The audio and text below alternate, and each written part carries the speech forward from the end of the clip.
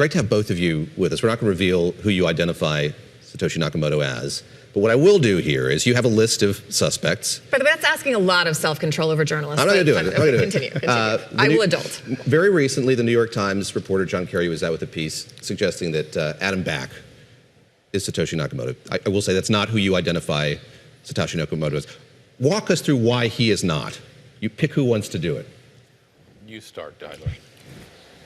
Well, I think I'm going to answer that question differently. Okay. I mean, our film involved interviews with dozens of people. We interviewed hundreds. All over the world. All over the world. And that's one of the kind of methodologies that we used that was not used by the New York Times. I don't think there's any sources that are quoted. His excellent investigation involved a lot of data analysis. We also did that. So our conclusions and our methodology are very different, and I'm looking very much forward to how people compare the two. How did you two get connected? How long have you known each other, and why did you want to do this? Well, so I mean, I didn't say to myself, Bill, you're an investigative journalist. You know, who's Satoshi Nakamoto? I've got to write a film, do a film about this. You know, I was kind of minding my own business, working on another book, and you know, I got a call from the producer and the director saying, would I be interested in sort of being the David Gura of the process, you know, where I, you know, interview all these, you know, sort of OG crypto people. Gary Gensler. Michael Saylor, you know. But was this your world? How much of this did you know? Okay. No. I was like everybody else. Like, what is Bitcoin? You know, I'm kind of interested in that. I mean, it seems like it's a new form of digital gold or digital currency, but anytime somebody talked about the blockchain or the ledger like everybody else, my eyes would glaze over and like, okay, what are these people talking about? So I thought, all right, I'm a financial journalist, I'm an investigative reporter, I should know what this is. And this was an opportunity to actually dig in and try to figure out what this was all about. So you're sitting down with tech journalists and regulators, Kara Swisher, Nick Bilton, and the likes, and you keep hitting this wall. And that's when you bring in Tyler. Explain sort of what you proposed or what was appealing to you about this project. Well, what fascinated me first was how many people had tried to solve it. I mean, journalists from the top media organizations in the world, internet sleuths, academics, for 10, 15 years, people have been digging and digging and digging. And it was kind of shocking that no one had it. And what we had a realization, which is that the persona of Satoshi was just as fascinating to us as the creation of Bitcoin.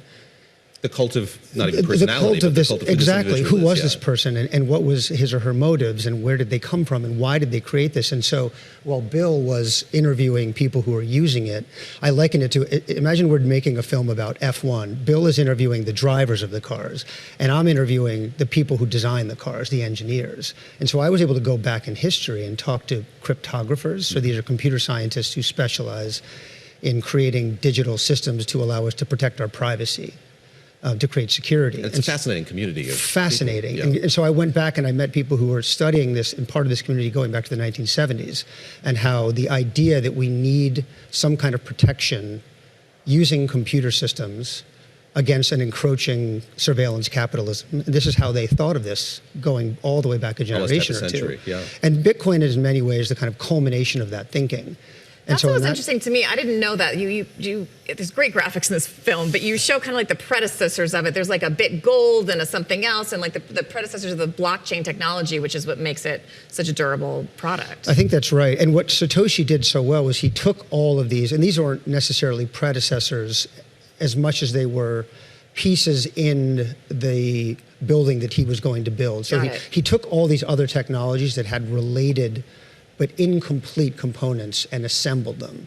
And that was part of the brilliance technologically. And we were really spurred on by the fact that I did all these interviews, like 25 or 30, and I kept getting the Heisman. People kept, blocking me. Your irritation was palpable, Bill. Why are you interested in this, Bill? You're a smart guy. You should move on. This is not important. It doesn't matter who Satoshi is or was. We've got, as Michael Saylor says, Prometheus gave us the fire. Let's run with it. And so I think we have to get beyond this. We're not getting anywhere. I'm having these great interviews with Michael Saylor, who's mesmerizing, and Sam Bankman-Fried, who's mesmerizing, but that's when we had to turn to Tyler and say, okay, we need a private investigator, get beyond this and really get to the answer. Tyler, there's this moment at the beginning of the film, it's like the movie Sneakers, if I may, where you're introducing who's on your team and who can do what.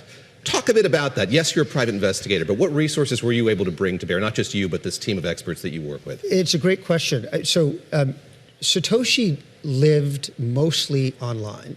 In fact, 100% online, right? Like what we know about the creator of Bitcoin comes from emails, internet posts, the white paper. Yeah. Like there's no TV appearances, right? There's no CEO. There's no corporate entity. There's no. It's just No almost board of directors, fictional. Exactly. Yeah.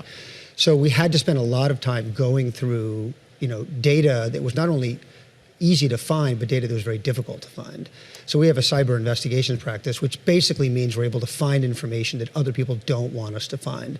So looking into corners of the web that are difficult to investigate and finding information and then making sense of that through pattern recognition and the like was a huge part of it. You also talked to, as you mentioned, a lot of really famous people, but you talked to a lot of people I at least really had never heard of, and some of them made the more convincing arguments or seemed to provide some of the bigger pieces. Who did you find the most convincing or compelling?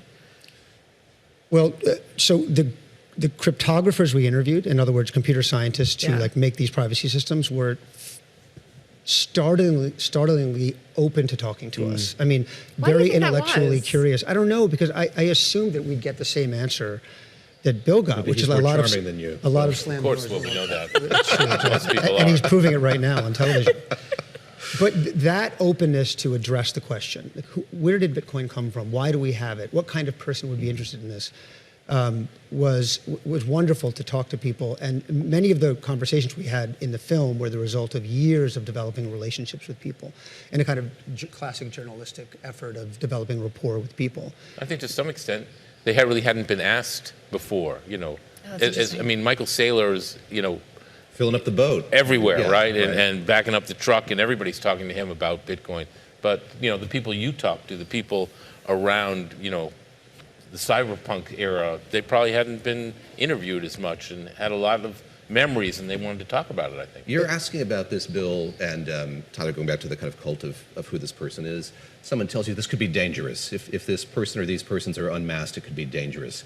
Explain that. What was that individual conveying to you about how things would change if the identity of Satoshi Nakamoto were to be public knowledge?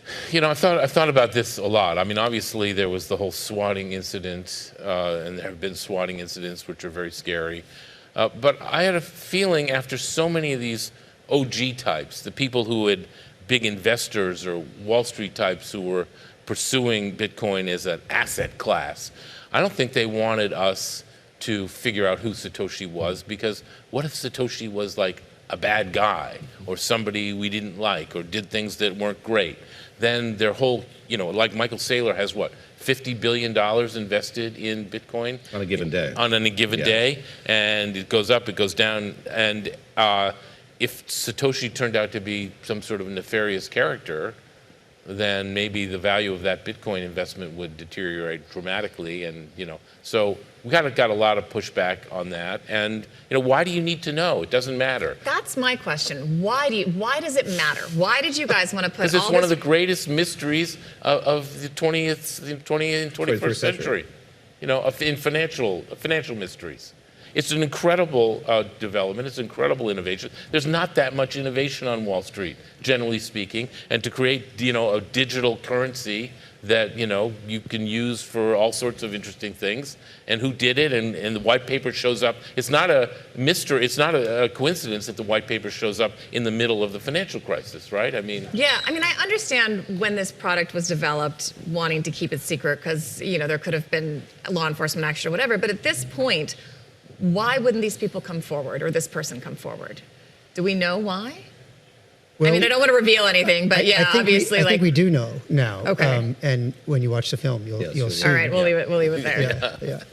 Please watch. Tyler, very quickly, there's Gillian Tett at the end of this film talking about what Bill was just mentioning a moment ago, which is, we can make fun of crypto as being pet rocks or whatever, but it was born, as you're saying, out of this movement that wanted to really reinvent things. I'm glad you asked that question, because one of our insights in the film, which is well known in the community, is that if we think of Bitcoin today, we think of it as a big global asset. It was not born that way. And in many ways, it was created by people who saw that there were issues in society that they wanted to fix. So they were essentially mathematicians who were activists who saw the world in a very different way and proposed a solution to the problems that they saw. And I think that's a fascinating history project. Tyler Maroney, Bill Cohan, thank you both. When's the film out? This week? 22nd. Yeah. Come back and talk more about it. It's fascinating. It's a great movie.